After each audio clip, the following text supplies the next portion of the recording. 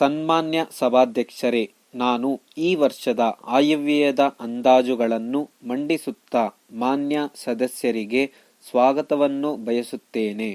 ನಮ್ಮ ಸರ್ಕಾರದ 2ನೇ ಆಯವ್ಯಯ ಪತ್ರವನ್ನು ಮಂಡಿಸುವ ಸದವಕಾಶ ಒದಗಿದ್ದಕ್ಕಾಗಿ ನಾಡಿನ ಜನತೆಗೆ ಆಭಾರಿಯಾಗಿದ್ದೇನೆ. ನಾವು ಅಧಿಕಾರ ವಹಿಸಿಕೊಂಡಾಗ ರಾಜ್ಯದ ಆರ್ಥಿಕ ಪರಿಸ್ಥಿತಿಯು ಚೆನ್ನಾಗಿರಲಿಲ್ಲ. ಕಳೆದ 1 ವರ್ಷದಲ್ಲಿ ಆರ್ಥಿಕ ಪರಿಸ್ಥಿತಿಯನ್ನು ಸುಭದ್ರಗೊಳಿಸಿ ರಾಜ್ಯದ ಜನತೆಗೆ ನೀಡಿದ ಆಶ್ವಾಸನೆಗಳನ್ನು ಈಡೇರಿಸಿದ್ದೇವೆ. ಜನತೆಯ ಆಶೋತ್ತರಗಳಿಗೆ ಸ್ಪಂದಿಸಿ ಸರ್ಕಾರದಲ್ಲಿ ಜನತೆಯು ಇರಿಸಿದ ವಿಶ್ವಾಸವನ್ನು ಉಳಿಸಿಕೊಂಡಿದ್ದೇವೆ ಎಂದು ಹೇಳಲು ನನಗೆ ಹೆಮ್ಮೆ ಎನಿಸುತ್ತದೆ. ರಾಜ್ಯದ ಆರ್ಥಿಕ ಪರಿಸ್ಥಿತಿಯ ಮೇಲೆ ಎಷ್ಟೇ ಒತ್ತಡ ಇದ್ದರೂ ಗ್ರಾಮೀಣ ಪ್ರದೇಶದ ಬಡ ಜನರಿಗೆ ರಿಯಾಯಿತಿ ದರದಲ್ಲಿ ಆಹಾರ ಧಾನ್ಯಗಳನ್ನು ಯಶಸ್ವಿಯಾಗಿ ಪೂರೈಸಿದ್ದೇವೆ. ರೈತರು ಕೆಲವೊಂದು ಸಹಕಾರ ಸಂಘದಿಂದ ಸಾಲ ಪಡೆದು ಪ್ರಕೃತಿ ವಿಕೋಪದಿಂದ ಸಾಲ ಮರುಪಾವತಿ ಮಾಡಲಾಗದೆ ಸಾಲದಿಂದ ತತ್ತರಿಸಿದ್ದು ಮಾನ್ಯ ಸದಸ್ಯರಿಗೆ ತಿಳಿದಿರುವ ವಿಷಯ. ರೈತರ ಹೊರೆ ಕಡಿಮೆ ಮಾಡಲು ಅವರ ಸಾಲದ ಮೇಲಿನ ಬಡ್ತಿ ಮತ್ತು ಸುಸ್ತಿ ಬಡ್ತಿಯನ್ನು ಸರ್ಕಾರ ತೀರಿಸಿ ಈಗಾಗಲೇ ಸಹಕಾರ ಸಂಘಗಳಿಗೆ 100 ಕೋಟಿ ರೂಪಾಯಿಗಳ ಸಹಾಯಧನ ನೀಡಿದೆ.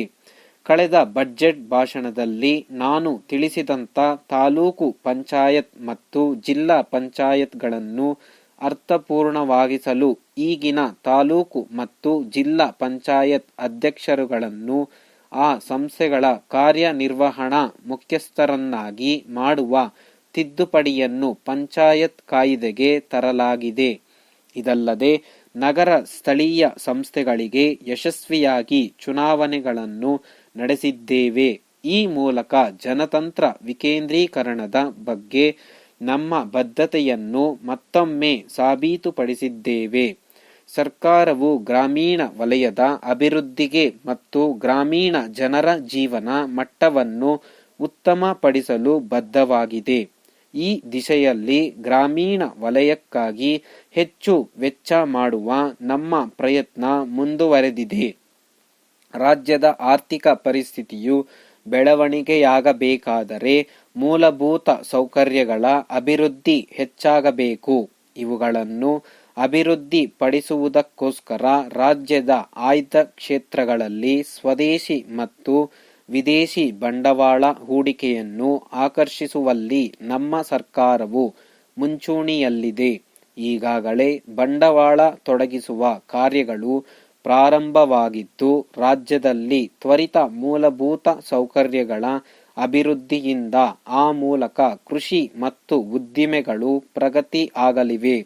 ಇದರಿಂದಾಗಿ ಉದ್ಯೋಗಾವಕಾಶಗಳು ಹೆಚ್ಚಾಗಿ ರಾಜ್ಯದ ಆರ್ಥಿಕ ವಲಯದ ಮೇಲೆ ಅನುಕೂಲಕರ ಪರಿಣಾಮ ಆಗಲಿದೆ.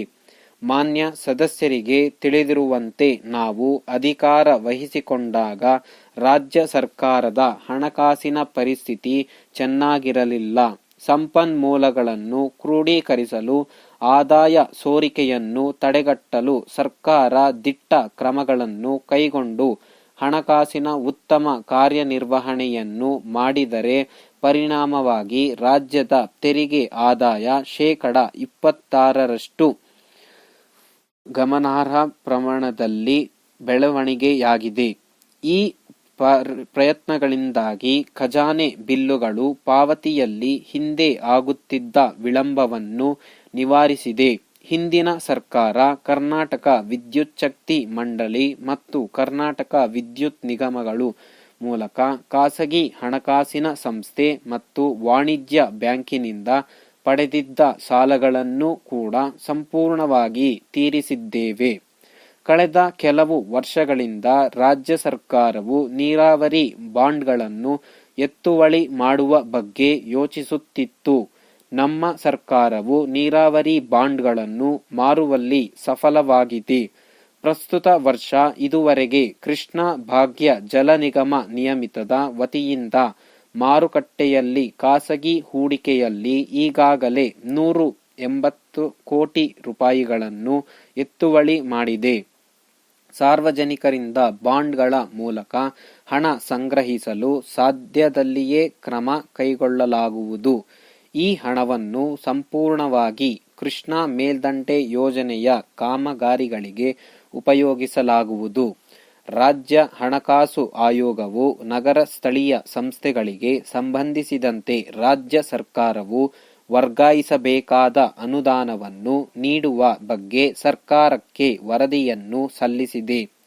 ಈ ವರದಿಯನ್ನು ಕೂಲಂಕುಷವಾಗಿ ಪರಿಶೀಲಿಸಿ ಇದರ ಅನುಷ್ಠಾನದ ಬಗ್ಗೆ ಒಂದು ನಿರ್ಧಾರವನ್ನು ತೆಗೆದುಕೊಳ್ಳುವುದು. ಈ ಅಂತಿಮ ನಿರ್ಧಾರ ಆಗುವವರೆಗೆ ತಾತ್ಕಾಲಿಕವಾಗಿ 60 ಕೋಟಿ ರೂಪಾಯಿಗಳನ್ನು ಈ ಸಂಸ್ಥೆಗಳಿಗೆ ಹೆಚ್ಚುವರಿಯಾಗಿ ಇಟ್ಟಿದೆ. ಇದರಿಂದಾಗಿ ಸ್ಥಳೀಯ ಸಂಸ್ಥೆಗಳಿಗೆ ಸಾರ್ವಜನಿಕರಿಗೆ ಕುಡಿಯುವ ನೀರು, ನೈರ್ಮಲ್ಯ, ಬೀದಿ ದೀಪಗಳು ಮುಂತಾದ ಸೌಕರ್ಯಗಳನ್ನು ಒದಗಿಸಲು ಹೆಚ್ಚಿನ ಅನುಕೂಲವಾಗುವುದು. ಕಳೆದ ಬಜೆಟ್ ಭಾಷಣದಲ್ಲಿ 10ನೆಯ ಹಣಕಾಸು ಆಯೋಗದ ಶಿಫಾರಸುಗಳು ಪೈಕಿ ಕೇಂದ್ರದ ತೆರಿಗೆ ಆದಾಯಗಳಲ್ಲಿ ನಿಗದಿತ ಪ್ರಮಾಣದ ಮೊತ್ತವನ್ನು ರಾಜ್ಯ ಸರ್ಕಾರಗಳಿಗೆ ವರ್ಗಾಯಿಸಬೇಕೆಂಬ ಶಿಫಾರಸನ್ನು ಒಪ್ಪಿದ್ದೆವು. ಕೇಂದ್ರ ಸರ್ಕಾರವು ಈ ದಿಶೆಯಲ್ಲಿ ಇನ್ನೂ ಯಾವುದೇ ತೀರ್ಮಾನ ಕೈಗೊಂಡಿಲ್ಲ. ಕೇಂದ್ರದ ಒಟ್ಟು ತೆರಿಗೆ ಆದಾಯಗಳಲ್ಲಿ ರಾಜ್ಯಗಳ ಪಾಲು ಕೊನೆ ಪಕ್ಷ 40% ಹೆಚ್ಚಿಸಬೇಕೆಂಬ ರಾಜ್ಯಾಂಗ ತಿದ್ದುಪಡಿಯನ್ನು ತರಬೇಕೆಂದು ನಾನು ಕೋರಬಯಸುತ್ತೇನೆ.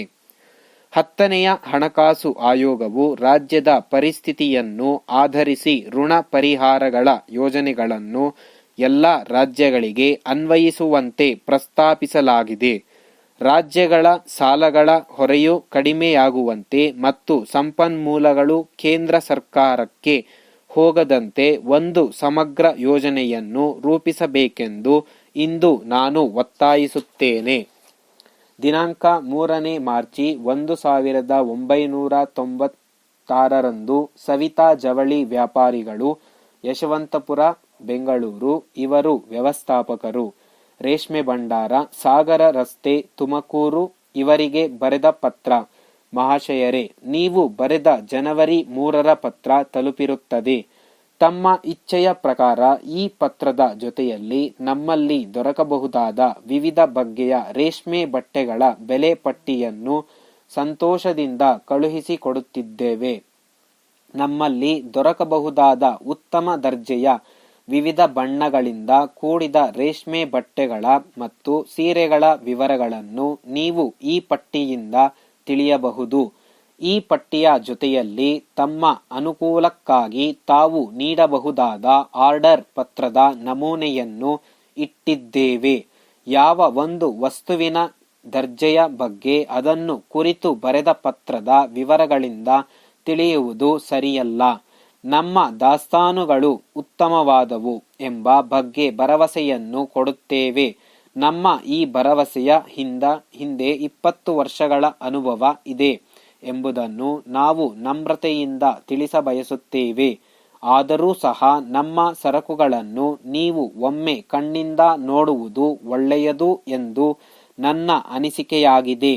ಆದ್ದರಿಂದ ನೀವು ಬೆಂಗಳೂರಿಗೆ ಸದ್ಯದಲ್ಲಿಯೇ ಬರಬೇಕೆಂಬ ಯೋಜನೆ ಇರುವುದಾದರೆ ಈ ಅಂಗಡಿಗೂ ದಯಮಾಡಿ ಭೇಟಿ ಕೊಡಬೇಕೆಂದು ಪ್ರಾರ್ಥನೆ ಮಾಡುತ್ತೇನೆ. ತಾವು ನಮ್ಮನ್ನು ಸಂಪರ್ಕಿಸಿದ ಮಾತ್ರಕ್ಕೆ ನಮ್ಮಲ್ಲಿಯೇ ವ್ಯಾಪಾರ ಮಾಡಬೇಕೆಂಬ ಕಡ್ಡಾಯವೇನೂ ಇಲ್ಲ. ನಿಮಗೆ ಯಾವ ಬಗೆಯ ರೇಷ್ಮೆ ಬಟ್ಟೆಗಳನ್ನು ಕೊಳ್ಳಬೇಕೆಂದು ತೀರ್ಮಾನಿಸಿದ್ದೀರೋ ಅದನ್ನು ನೀವು ದಯವಿಟ್ಟು ನಮಗೆ ಮುಂದಾಗಿ ತಿಳಿಸಿದರೆ ಸಂತೋಷದಿಂದ ಸಮಯಕ್ಕೆ ಸರಿಯಾಗಿ ತಮಗೆ ಕಳುಹಿಸಲು ಏರ್ಪಾಟನ್ನು ಮಾಡುತ್ತೇವೆ. ನೀವು ಕಳುಹಿಸುವ ಆರ್ಡರ್ ಪತ್ರದ ಜೊತೆಗೆ ಸರಕುಗಳ ಒಟ್ಟು ಹಣವನ್ನು ಕಳುಹಿಸಬೇಕೆಂದು ನಮ್ಮಲ್ಲಿನ ಷರತ್ತು. ನಾವು ಕಳುಹಿಸುವ ಬಟ್ಟೆಗಳಲ್ಲಿ ಯಾವುದೇ ತರಹದ ಲೋಪದೋಷಗಳು ಇದ್ದರೆ ಕೂಡಲೇ ನಮ್ಮ ಗಮನಕ್ಕೆ ತಂದು ಬದಲಾಯಿಸಿಕೊಳ್ಳಬಹುದು. ತಮಗೆ ತಿಳಿದಿರುವಂತೆ ನಮ್ಮ ರೇಷ್ಮೆ ಬಟ್ಟೆಗಳು, ಸೀರೆಗಳು ಇಡೀ ದೇಶದಲ್ಲಿಯೇ ಪ್ರಸಿದ್ಧವಾಗಿದ್ದು ತಮಿಳುನಾಡು, ಆಂಧ್ರಪ್ರದೇಶ ಇನ್ನು ಮುಂತಾದ ಕಡೆಗಳಲ್ಲಿ ಅತ್ಯಧಿಕವಾಗಿ ಮಾರಾಟವಾಗುತ್ತಿವೆ. ನೀವು ಕಳುಹಿಸುವ ಆರ್ಡರ್ ಪತ್ರಕ್ಕಾಗಿ ನಾವು ಕಾಯುತ್ತಿರುತ್ತೇವೆ. ವಂದನೆಗಳೊಂದಿಗೆ ತಮ್ಮ ವಿಶ್ವಾಸಿ ಸವಿತಾ ಜವಳಿ ವ್ಯಾಪಾರಿಗಳ ಪರವಾಗಿ ನಾಗರಾಜ್, ವ್ಯವಸ್ಥಾಪಕರು.